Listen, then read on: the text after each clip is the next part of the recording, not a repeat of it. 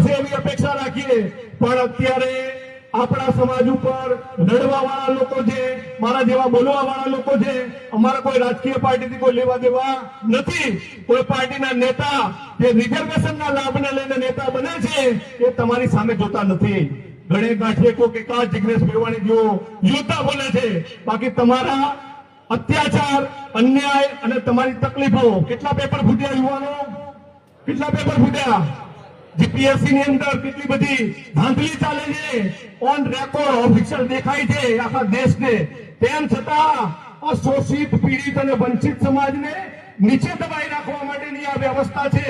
એ બધાએ સમજવું પડશે. વોટ આપો છો ત્યારે તમે શું વિચારીને આપો છો? ઉજ્જવળ ભવિષ્યની કારકિર્દી માટે આપો છો, પણ તમને કૂતરા બિલાડા કરતા પણ ખરાબ જીવન મળે એના માટેની અત્યારની વ્યવસ્થા છે.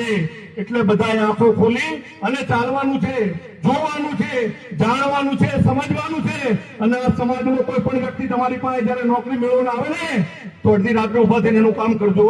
બાકી તમને અહીંયા રોકાણ કરાવડાયું કે તમે અહીંયા આવીને પરીક્ષા આપી, તમે પાસ થયા, તમે આગળ આવ્યા, એનો કોઈ મતલબ નથી. મારી